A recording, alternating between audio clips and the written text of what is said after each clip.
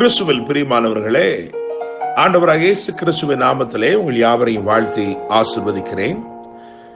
இந்த நாளுக்கென்று தேவன் நமக்கு அருளியிருக்கும் ஜீவ வார்த்தை மீகா தீர்க்கதரிசியின் புஸ்தகம் 7ஆம் அதிகாரம் 15வது வசனம். நீ எகிப்து தேசத்தில் இருந்து புறப்பட்ட நாளில் நடந்தது போலவே உன்னை அதிசயங்களை காண பண்ணுவேன். என கேட்கிற தேவனுடைய பிள்ளைகளே, மொரேசா ஊரானாகிய மீகா தீர்க்கதரிசியின் மூலமாய் உரைக்கப்பட்ட தீர்க்க தரிசன வார்த்தையை தேவன் நமக்கு இன்று வாக்குத்தத்தமாக அருளியிருக்கிறார். எகிப்து தேசத்திலிருந்து புறப்பட்ட நாள் என்று அன்று நடந்த அதிசயங்கள், அதே போல அதிசயங்களை இன்றைக்கும் நடத்துவேன் என்று வாக்கு பண்ணியிருக்கிறார். எனவே அன்று நடந்த அதிசயங்களை இன்று தியானிப்பது அவசியமாயிருக்கிறது. வாக்கு பண்ணப்பட்ட இந்த வாக்குத்தத்த வசனத்தை விளங்கிக் கொள்ளும்படிக்கு நாம் வேதத்தின் பக்கங்களை திருப்பி அன்றைக்கு தேவன் செய்த மகத்தான கிரியைகள் என்ன, அன்றைக்கு நடந்த அதிசயங்கள் என்ன, இஸ்ரவேலின் கண்களுக்கு அன்று எது அதிசயமாய் தென்பட்டது, தோன்றினது என்று சொல்லி ஒரு 3 காரியங்களை இந்த காலை வேளையில உங்களுக்கு முன்பதாக வைக்கும்படி விரும்புகிறேன். நிச்சயமாய் நான் நம்புகிறேன், விசுவாசிக்கிறேன், கர்த்தருடைய வார்த்தை உண்மையுள்ளது. நீ எகிப்து தேசத்திலிருந்து புறப்பட்ட நாளில் நடந்தது போலவே உன்னை அதிசயங்களை காண பண்ணுவேன் என்று வாக்கு பண்ணியிருக்கிற தேவன் இந்த நாளிலே, இன்று உங்கள் வாழ்க்கையிலே நிச்சயமாய் அதிசயங்களை காண பண்ணுவார். என கேட்கிற தேவனுடைய பிள்ளைகளே, இப்படியாக நாம் தியானிக்கும் போது நாம் அறிந்து கொள்ளக்கூடிய காரியம், அவர்கள் புறப்பட்டதே ஒரு பெரிய ஒரு அதிசயம். காரணம், 1 வருடம் 2 வருடம் அல்ல, 400 வருட சிறையிருப்பு, 400 வருட அடிமைத்தனம். அந்த 400 வருட அடிமைத்தனத்தை முடித்து தேவனுடைய பலத்த கரத்தினாலே அவர்கள் புறப்பட்டார்கள். என கேட்கிற தேவனுடைய பிள்ளைகளே, இருப்பு காலவாய் என்று அறியப்பட்ட அந்த எகிப்து ஒரு சிறுமையின் தேசம், ஒரு சிறையிருப்பின் தேசம். அங்கே அவர்களுக்கு நிந்தையின் மேல் நிந்தை இருந்தது, துயரத்தின் மேல் துயரம் இருந்தது. அங்கே பிறந்தவர்கள் கூட சுயாதீனத்தில் பிறக்கவில்லை, அடிமைத்தனத்திற்குள்ளாகத்தான் பிறந்தார்கள். எனவே அப்படிப்பட்ட ஓரிடத்திலிருந்து வாக்கு பண்ணப்பட்ட பாலும் தேனும் ஓடுகிற தேசத்திற்கு நான் உங்களை புறப்பட பண்ணுவேன் என்று கர்த்தர் உரைத்ததே ஒரு பெரிய அதிசயம். அவர்கள் கேள்விப்பட்ட கர்த்தருடைய வார்த்தை நிறைவேறுவதை அன்றைய தினம் கண்டார்களே, களிகூர்ந்து மகிழ்ச்சியோடு புறப்பட்டார்களே. அந்த முதலாவது அதிசயம் அந்த விடுதலை தான் தேவனுடைய பிள்ளைகளே.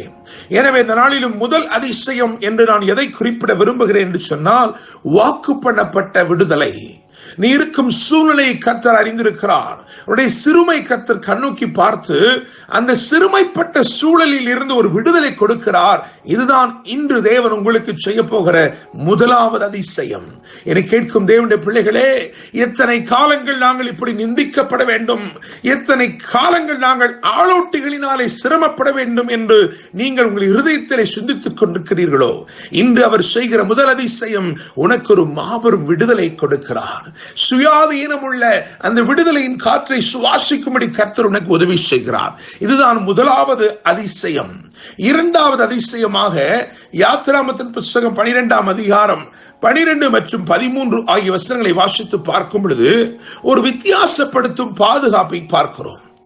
என கேட்கும் தேவனுடைய பிள்ளைகளே, யோசேப்பு தன்னுடைய தகப்பன் வீட்டாரை கொண்டு போய் குடியமர்த்தின இடம் கோசேன் என்று அறியப்பட்டது. அந்த கோசேனை தேவன் விசேஷப்படுத்தி இருந்தார். மற்ற எகிப்திலே இருள் இருந்த போது கோசேனில் வெளிச்சம் இருந்தது. மற்ற எல்லா இடங்களிலும் வண்டுகள் இருந்த போது அவைகள் வராதபடிக்கு இந்த கோசேனை தேவன் விசேஷப்படுத்தினார். அவர்கள் புறப்படும் போதும் இந்த வித்தியாசமான ஒரு பாதுகாப்பை கண்டு கொண்டார்கள். என கேட்கும் தேவனுடைய பிள்ளைகளே, அவர்கள் புறப்படும் நேரத்திலே ஒவ்வொரு எகிப்தியனுடைய வீட்டிலும் இருந்து கூக்குரல், துயர சத்தம் துணித்து எழும்பினது. காரணம், ஒவ்வொரு வீடும் மரணத்தை சந்தித்தது. ஆனால் இவர்கள் புறப்படும் போதோ மகிழ்ச்சியோட புறப்பட்டார்கள். தீமை அணுகாதபடிக்கு ஒரு பாதுகாப்பை தேவன் இஸ்ரவேலுக்கு அன்றைக்கு கட்டளையிட்டு, தன் ஜனத்திற்கு கட்டளையிட்டு ஒரு வித்தியாசப்படுத்தும் அதிசயத்தை தேவன் செய்தார். நான் நம்புகிறேன், விசுவாசிக்கிறேன், இந்த நாளிலும் ஒரு வித்தியாசப்படுத்தும் ஒரு பாதுகாப்பை தேவன் உங்களுக்கு கட்டளையிடுகிறார். அது நீங்கள் கண்டுகொள்ளும் இரண்டாவது அதிசயமாக இந்த நாளிலே இருக்கிறது.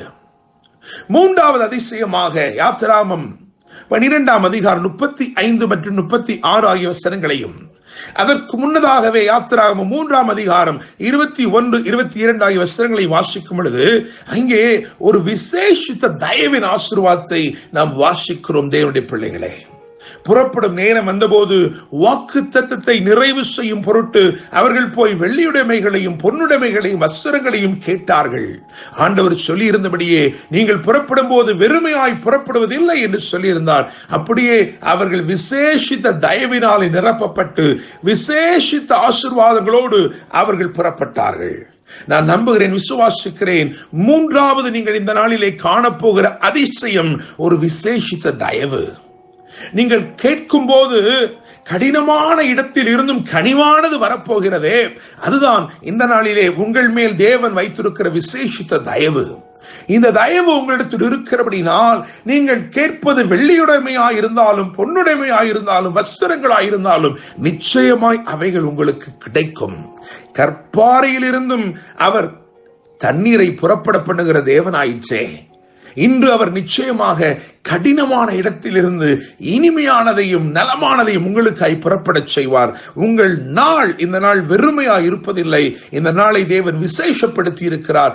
எனவே விசேஷித்த தயவு உங்களை நிறைத்திருக்கிறது. நான் நம்புகிறேன், விசுவாசிக்கிறேன், கர்த்தர் வாக்கு பண்ணி இருக்கிறார். நீ எகிப்து தேசத்திலிருந்து புறப்பட்ட நாளில் நடந்தது போலவே உன்னை அதிசயங்களை காணப்படுவேன். முதலாவது அதிசயம் விடுதலையின் அதிசயம், வாக்கு பண்ணப்பட்ட விடுதலையின் அதிசயம். இரண்டாவது அதிசயம் வித்தியாசப்படுத்தும் பாதுகாப்பின் அதிசயம். மூன்றாவது அதிசயம் விசேஷப்படுத்தும் தயவின் அதிசயம். கர்த்தர் தாமே இந்த வார்த்தைகள் மூலமாய் உங்களை ஆசீர்வதிப்பாராக. என்றும் அன்புடன் pastor Daniel Moses. God bless you.